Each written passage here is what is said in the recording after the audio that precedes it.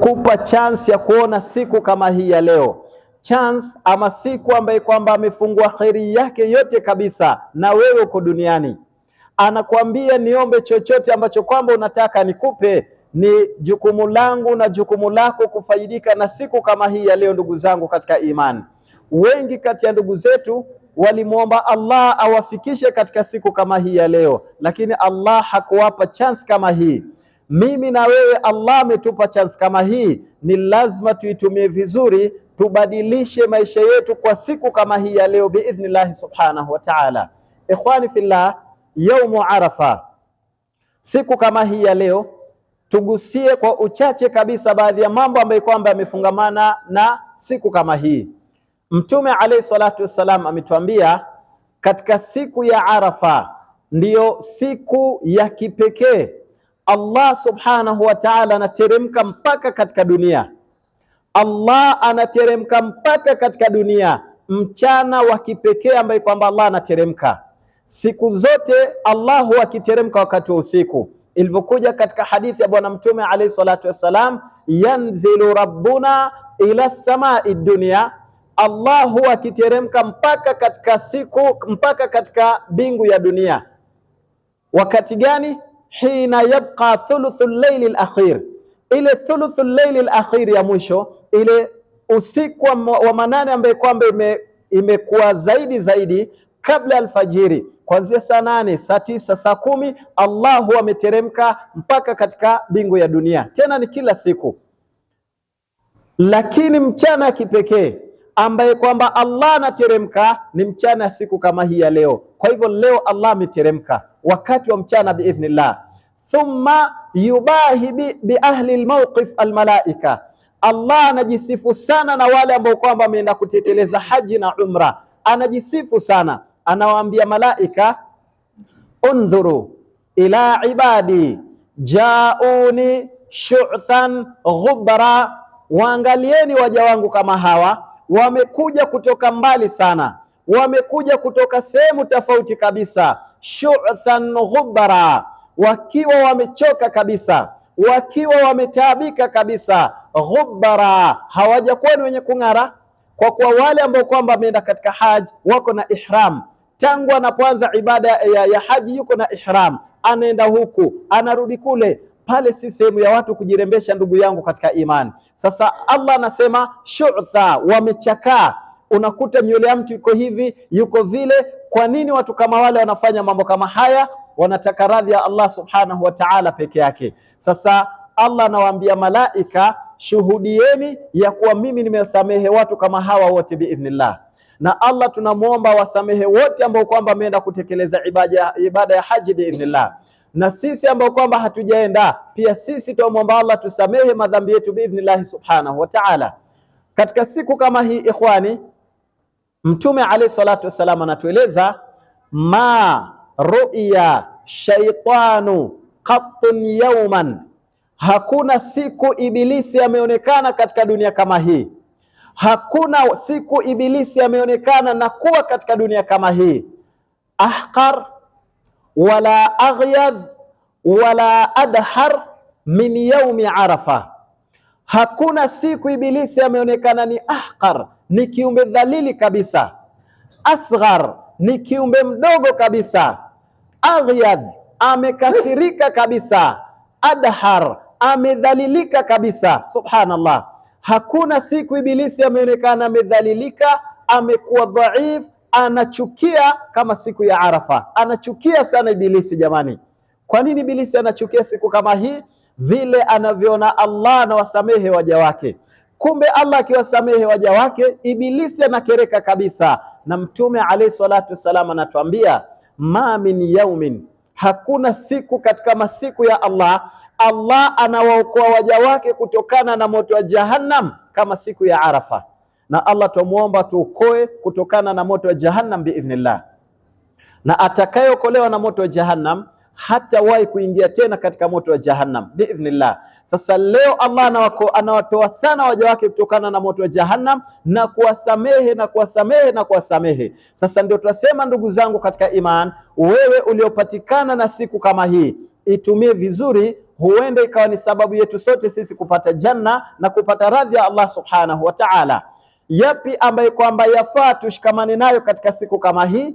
Mtume alayhi salatu wassalam anasema khairu duai duau yaumi Arafa, dua mzuri kabisa, dua bora kabisa, dua inayokubalika moja kwa moja ni dua siku kama hii ya leo. Dua wakati wowote inakubalika, lakini kwa sheria wanakwambia ukiona kitu fulani imefungamanishwa na wakati fulani, kimbizana na jambo kama lile. Mtume anakwambia dua bora ni dua ya siku kama hii ya leo, wa khairu ma qultu ana wan nabiyuna min qabli, na dua bora ambayo kwamba nilisema mimi na mitume waliokuwa kabla yangu mimi, la ilaha illa Allah wahdahu la sharika lahu lahul mulku wa lahul hamdu wa huwa ala kulli shay'in qadir. Tukithirishe sana maneno kama haya kwa kuwa ni masala ya tauhid na dua kwa wingi kabisa biidhnillah. Tumalizie ikhwani na baadhi tawjihati fi dua, baadhi ya maelekezo katika masala ya dua. Ni vipi tunafaa kumwomba Allah subhanahu wa ta'ala? Jambo la kwanza, weka wakati, tenga wakati ndugu yangu katika imani, 30 minutes, 1 hour, 2 hours, zungumza na Mungu wako. Leo tuweke matarajio yetu yote kwa Allah, matumaini yetu yote kwa Allah. Wanasema baadhi salaf, kunna indana hawaij, tulikuwa tuko na mahitaji mingi sana duniani, na sisi hatumuombi Allah illa fi yaumi Arafa, isipokuwa katika siku ya Arafa. Na wanasema Allah hajawahi kutulet down hata siku moja. Kila kitu tukimuomba, wallahi wanaapa jina ya Mungu, Allah anatupa. Na hawa ikiwa walipewa, mimi na wewe tutapewa biidhnillah. Walivyokuwa wakimuomba Allah, mimi na wewe tumuombeni Allah kama huyu biidhnillah. Katika taujihati ya masala ya dua, jambo la kwanza, tutenge wakati na ungangane kabisa. Jaribu kuweka simu kando ndugu yangu katika imani. Tusiseme tuko busy leo, mtu anakuambia niko busy, mambo ya Eid, mambo ya nini. Ikhwani, tusiwe ni wenye kumfurahisha ibilisi. Tumesema anaudhika, Allah kitusamehe, tusiingie katika ile mtego. Leo utakuwa busy mambo ya Eid, mambo ya nini, unapitwa na siku ya Arafa. Na hiyo mambo ya Eid ni kitu tunaweza fanya kesho kutwa na siku nyingine, lakini hii kipita imepita. Sasa kila kitu inayokushughulisha iweke kando kwanza. Hii ni time ya Allah subhanahu wa ta'ala. Kuwa na al-azmu, azimio. Mimi naongea na Allah hapa, sitaki mtu yoyote, sitaki kiumbe yoyote, ni Allah nazungumza naye. Na ukiwa umejifungia peke yako itakuwa ni bora zaidi biidhnillah. Jambo la kwanza, umeketi pale, akili roho ihudhurishe sehemu kama ile, ni Allah mimi nazungumza naye. Jambo la kwanza, katika maneno yako tabda bithanai ala Allah, anza kumsifu Allah subhanahu wa ta'ala kabla ya kuanza dua yako. Ya Allah, ya Karim, ya Razaq, ya Fattah, ya kadha. Anza kumtaja Allah kwa kumsifu sifa zake zote za ukamilifu. Alhamdulillahi rabbil alamin, alhamdulillahi alladhi anzala ala abdihi alkitaba wa lam yaj'al lahu iwaja, alhamdulillahi alladhi khalaqa as-samawati wal arda wa ja'ala adh-dhulumati wan nur. Alhamdulillah, yani msifu kwanza Allah. Allah anapenda sana kusifiwa, anapenda sana kusifiwa, na ndio dua mingi ya watu wema inaanza na kumsifu Allah. Chukua dakika 5, dakika 10, msifu Allah peke yake bila chochote ndugu yangu katika imani. Baada ya kumaliza hivyo, as-salatu ala nabii, msalie mtume alayhi salatu wassalam. Hatujafika katika dua, msalie mtume alayhi salatu wassalam. Kumsalia mtume imma as-salatu ibrahimia, Allahumma salli ala Muhammadin wa ala ali Muhammad kama sallaita, mpaka mwisho. Ama Allahumma salli wa sallim ala Muhammad, Allahumma salli wa sallim ala Muhammad. Dakika 5, dakika 10, dakika 30, lisali moja, wana salia tu mtume alayhi salatu wassalam. Kule kumsalia mtume yenyewe pia ni dua bila kuomba chochote. Kumsalia mtume yenyewe ni dua. Jambo la pili. Jambo la tatu, baada ya kumsifu Allah na kumsalia mtume alayhi salatu wassalam, jambo la tatu, al-istighfar. Kithirisha istighfar. Na istighfar mzuri kabisa ni ile ambayo kwamba mtume ametueleza, sayyidul istighfar. Allahumma anta rabbi la ilaha illa anta khalaqtani wa ana abduka wa ana ala ahdika wa wa'dika mastata'tu abu'u laka bi ni'mati alayka wa abu'u laka bi dhanbi faghfir li fa innahu la yaghfiru dhunuba illa anta. Leta sayyidul istighfar mara 2, mara 10, mara ngapi, kithirisha jambo kama hili. Ukishamaliza mambo kama haya, sasa tunaingia katika dua. Anza kuzungumza na Allah.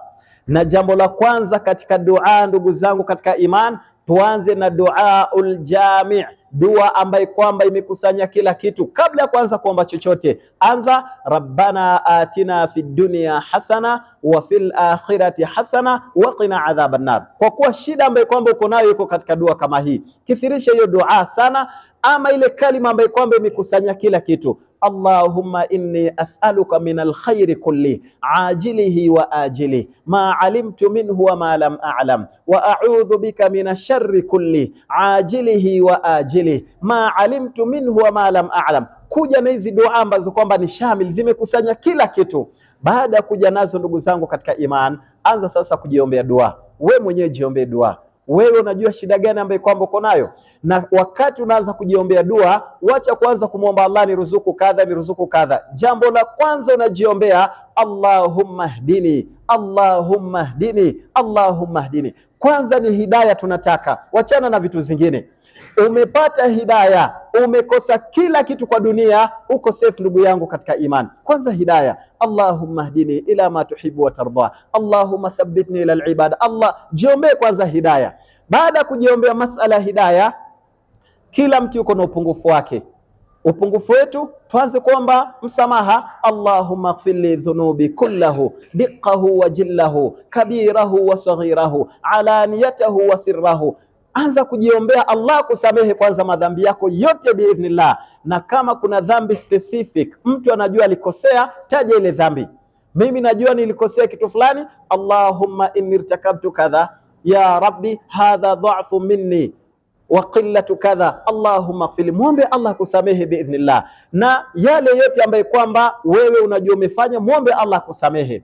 Baada ya kumwomba Allah subhanahu wa ta'ala kusamehe, muombe Allah kuruzuku ilman nafi'a. Ya rabbi ilman nafi'a, akupe nguvu ya ibada, akufungulie mambo yoyote katika dunia biidhnillah. Baada ya kujiombea dua, we mwenyewe unakuja upande wa pili, unamwombea nani dua? Anza kumwombea mzazi wako dua. Anza kumwombea mzazi wako dua, kwa kuwa baada yako wewe ni mzazi wako ndio kiumbe bora zaidi, na hatuwezi kuwalipa wazazi wetu, ndugu zangu katika iman. Allah ndiye anaweza kuwalipa. Allahumma ighfir lahum, kama wako hai, kama wametangulia mbele ya haki, Allahumma ighfir lahum warhamhum, Allahumma hdihim, Allahumma inna ummi inna abi dha'ifani ya Allah. Allahumma, yani waombee kabisa biidhnillah. Baada ya kuombea watu kama hawa, waombee watoto wako. Kila mtu yuko na watoto, na hawa watoto ndugu zangu katika iman, waombee individually. Kila mtu muombee kivyake, kwa kuwa sisi kama wazazi tunajua matatizo ya watoto wetu na mahitaji ya watoto wetu, na mahitaji yao si sawa. Kama uko na mtoto unaona amepinda upande fulani, mtaje jina yake. Mtoto wako ni Abdullah, Allahumma inna ibni Abdullah, huyu kijana wangu. Hata kama ni lugha ambayo kwamba unaweza kuitumia, omba yuko na kadha na kadha na kadha, mimi kama mzazi najaribu, lakini wewe ndio utamuongoza ya Rabbi. Muombe mtoto wako, kisha muombe mke wako. Ombea watu kama hawa, waombee ndugu zako, dada zako, familia yako, majirani, mashekh wako. Kila mtu kuwa ni mwenye kumwombea dua, ndugu yangu katika iman. Hakuna zawadi mzuri kama zawadi ya dua. Hakuna zawadi mzuri kama dua. Hebu niambie, saizi katika Arafa kuna rafiki yako unaswali naye msikitini, na unajua anapitia shida fulani, unamtaja katika dua yako bila yeye mwenyewe kujua. Allahumma inna akhi fulan indahu masaiba fi alhayat, indahu mashakila fi alhayat, Allahumma aslih lahu. Yani muombe dua. Siku ya Kiyama utakuja sana kufurahi, ndugu zangu katika imani. Haya yote ambayo kwamba tumeyasema, tukienda na nidhamu kama hii, mutakuta umekuwa katika dua 1 hour 2 hours na hujafila hata kama umechoka, lakini mwisho kabisa unajua Allah subhanahu wa ta'ala amejibu dua kama hii biidhnillah. Jambo la msingi, huyu ambaye kwamba tunamuomba leo, shida yetu sisi sote ni kidogo sana kwake. Kila kitu muachie leo, kila kitu toa kwake yeye, na biidhnillah kuwa na yaqini, Allah hawezi kukufeli. Allah yuko na huruma kwako wewe kuliko mzazi wako anavyokurumia.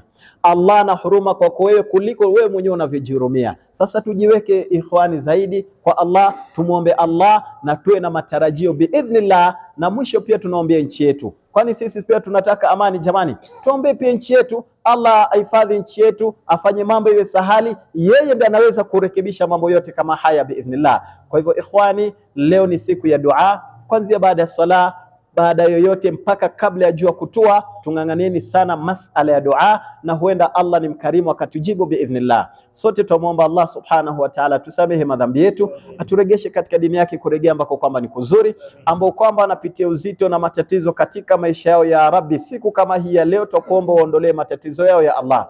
Ambao kwamba ni wagonjwa, ugonjwa ambao kwamba wenyewe hawajui na wewe unajua, twakuomba uondolee maradhi kama hii ya Allah. Ambao kwamba kuna misukosuko ya kifamilia ya Rabbi, siku kama hii ya leo ya Arafa, Mtume alayhi salatu wassalam ametuambia ni siku ya dua, na tunamwamini mtume wetu alayhi salatu wassalam. Twakuomba wagonjwa wetu wote waondolee matatizo yao ya ugonjwa ya Rabbi. Waliokuwa na matatizo ya kifamilia ya Rabbi, waondolee matatizo yao ya kifamilia ya Rabbi. Vijana wetu ambao kwamba wamepotea, vijana wa Kiislamu, ya Rabbi twakuomba waregeshe katika njia yako, kuregea ambako kwamba ni kuzuri. Watu wanapelekwa katika rehabilitation kwenda kurekebishwa, lakini sisi twajua wewe Allah unaweza kuwarekebisha bila mambo kama haya. Tuonyeshe maajabu yako kwa viumbe wako kama hawa, wawe ni watu, ni waja wako wema ya Rabbi biidhnillah. Allahumma twakuomba wanusuru Waislamu wote katika dunia kama hii, ambao kwamba wanapitia misukosuko ya amani, ukosefu wa chakula, ukosefu wa kila kitu. Wewe peke yako ndio unaweza kutuondoa na kuondoa katika matatizo kama haya. Tuondoe na uondoe katika matatizo kama haya ya Rabbi. Ya Rabbi, ukikomboa waja wako kutokana na moto wa Jahannam siku kama hii ya leo, tujalie miongoni mwao ya Rabbi. Tukomboe kutokana na moto wa Jahannam ya Allah siku kama hii ya leo, na utujalie katika watu wa Jannatul Firdaus milele na milele ya Allah, birahmatika ya arhamar rahimin, walhamdulillahi rabbil alamin.